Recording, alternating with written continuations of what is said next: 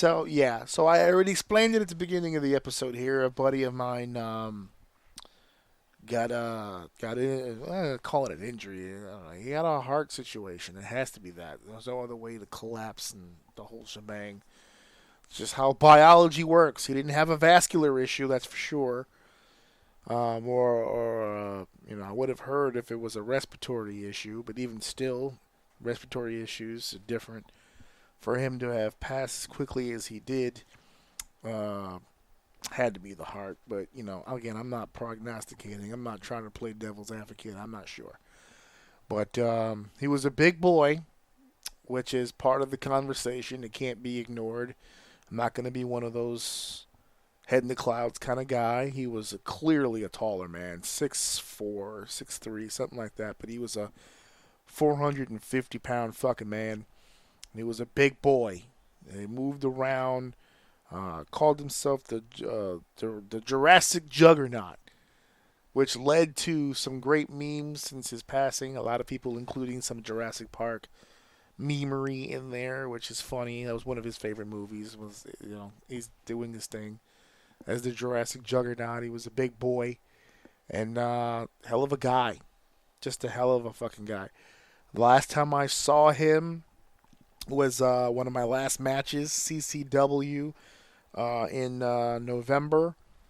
He was out to support the show, out to support the program, and we talked a little bit there. He actually wanted me to come help him with some video work.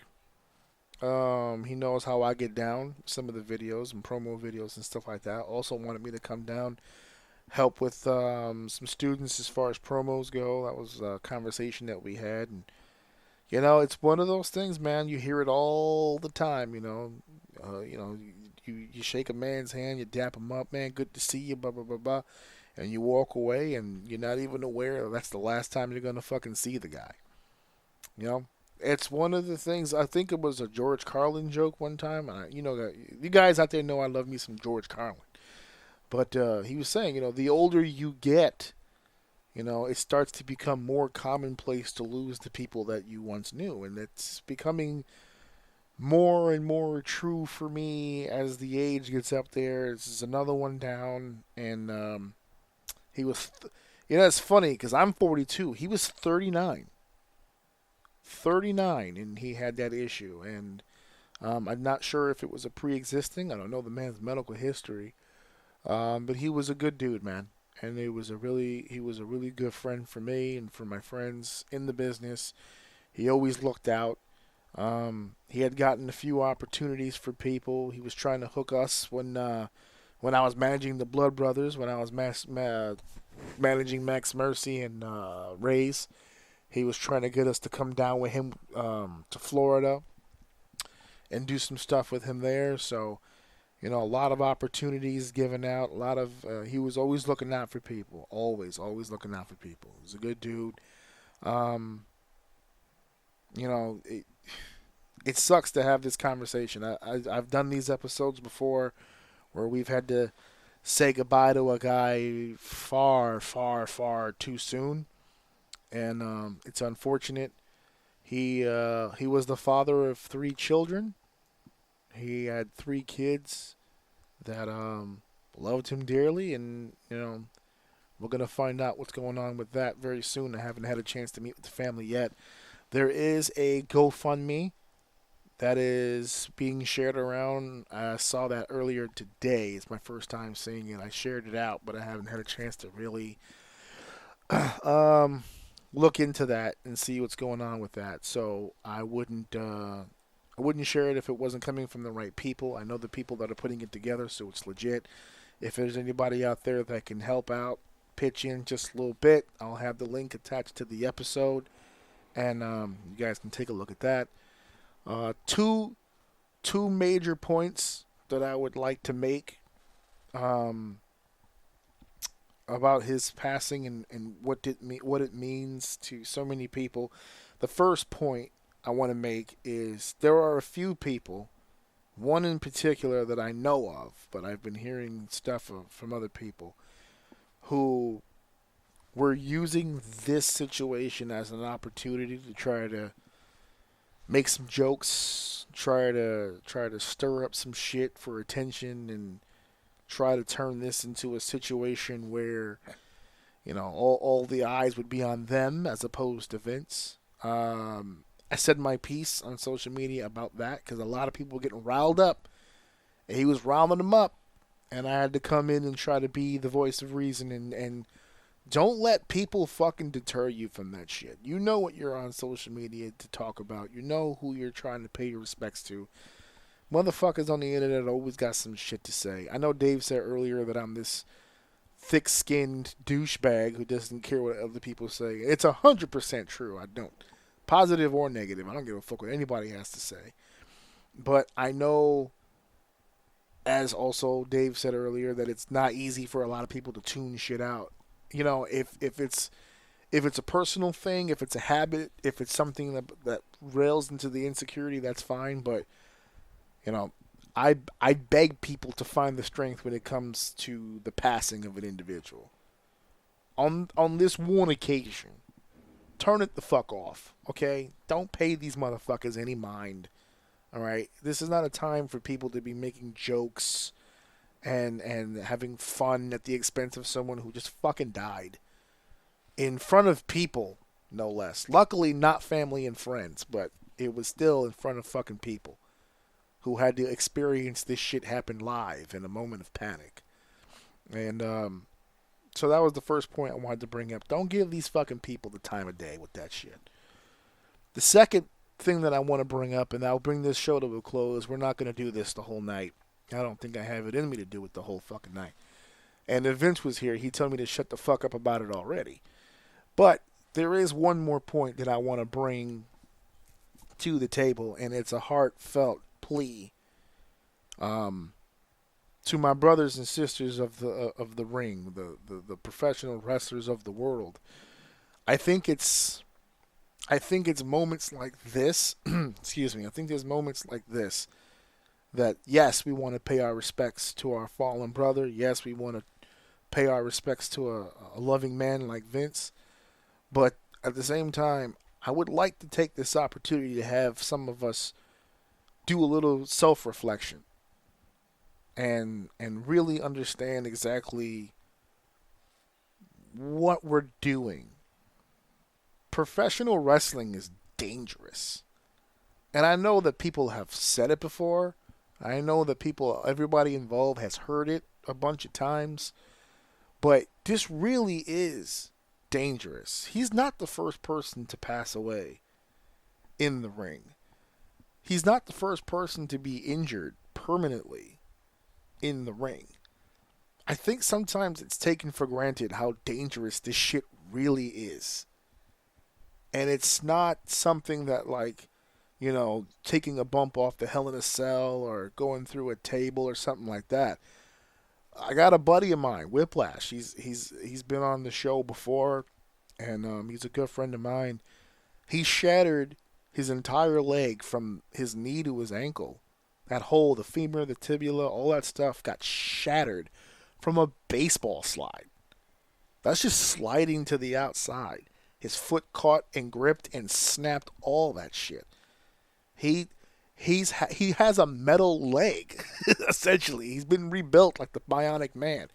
That motherfucker feels rust in the rain. You know what I'm saying? Like, I myself personally am still, I've got the 2 concussions on my resume. I've got the slip disc in my back, vertebrae damage. I've got the dislocated elbow, partial color blindness in my left eye from a fucking chair shot that some asshole didn't tell me about, Vic. And that's just, and that's nothing compared to some of the other stuff that we have on some of the people that I know personally. Every wrestler does that, especially when they're on the road. They start the comparisons with the injuries. Oh, I snapped this back in 2014 in this match. That happens all the time. But that's part of the conversation I kind of wanted to have. Because I think sometimes we take for granted how dangerous this shit really is. And how close we could all really be to that next big accident or that next tragedy that happens. And so I'm not saying it to discourage anyone from wrestling. please follow your dreams. I'm just simply making the call to everyone involved to just be safe about it. This is a business, but at the same time, like, this is your livelihood. Take care of yourself and take care of your body. I'm not asking you to get on the juice and walk away with six pack abs. I'm just saying, for the people who it's like pulling teeth to go to training and to build up your cardio and to build up your muscle endurance and to stay in some sort of shape. I'm working on it myself. I'm not as consistent as I would like to be, but I'm in the gym. I'm going back to the gym this Thursday. I'm in the gym. I'm running the ropes. I'm doing the rolls. I'm taking the bumps, the practice bumps, flip bumps, back bumps, rolls, all that stuff, just to build something, some sort of foundation. The level of success is determined by how much of that you do. But if you're only really looking to just stay a part of the game and just be in there, be safe. Take the time. Treat your body right. Lay off the fucking drugs. Lay off the weed. Lay off the drinking before shows and shit like that. Take care of yourself. You don't want to have a stroke. You don't want to have an heart attack. Chris Candido died from a blood clot in his fucking foot or his fucking ankle or some shit. That clot sent the fucking signal up to his fucking heart and he died. You don't know which injury is going to be the one that fucking hurts you or kills you. You don't know. Every time we step through those ropes, we roll the fucking dice. Every single fucking time. And, this generation in particular does some pretty impressive yet dangerous shit on a daily fucking basis. So it's just a call sometimes to just, if Vince was here right now, he would fucking tell people, calm down. Take your time. Do it right. Take care of yourself. He was on the road himself. I have the text messages between him and Ray's, and there's a lot of conversation that's took place about his health and trying to turn that around, and the motivation was there, but it was too late. It was too late. And that's not saying that to be mean. I'm not saying that to push any buttons or anything like that. It's just, to me, I was already kind of doing stuff, but like, to me, like, that's, I think for the room as a whole, it should be a wake up call, because he's such a good dude, and this is such a tragic end to something that should have been a miraculous life, cut short because, he probably should have taken it more serious a lot sooner. So if you're listening to this, you're obviously alive. You're obviously doing your thing. That's my call to action. That's my inspiration from this, to turn this sad situation into something a little bit more positive. I have a 10-year-old son. I would like to see him eventually get married and have his own kids. I don't know if I get there if I keep ballooning. So, yes, I love wrestling, and maybe wrestling is the vehicle that I'm using to stay in shape or to get into better shape. But it's my it's my motivation, but at the same time, it's good that I have a motivation, because there's a lot of people out there who want to do better. They're just not as motivated. So find the motivation. Find a way to either change the diet, to get in the gym, to do something active. It doesn't even need to be full-on exercising if you don't want to sit there and fucking grind and pick things up and lift them and put them down or whatever. Stay active. Move around. Get the circulation going. Get the metabolism going. Feel alive. Move around. And it'll help you in the long run for sure. I was just going to say probably, but more than likely, yeah, it'll help you in the long run. So, I mean, if Vince was here right now, I'm pretty sure he'd be saying the same shit, because that's what he was vibing on before he went. Before the show, before he had the accident. That's what he was vibing on. Exercising, eating right, trying to get his shit together, and I'm tired of feeling like this all the time, and my body hurts and stuff. So he was trying to change it around, but sometimes when you beat your body to shit, is when you reverse the gears that you become vulnerable to the shit. You know what I'm saying? So take it. Those are my two takeaways. For everybody who wants to talk shit, fuck him. And for everybody who really wants to pay homage to a good dude, follow in the path that he was on in his last days, which was to better himself and to be healthier and to give it an actual shot. So, to his family, I send my condolences. Again, the GoFundMe will be in the description. Pretty much attached to this on every platform. I'm gonna have the GoFundMe link on that. So, no, no sign off here. Nothing crazy.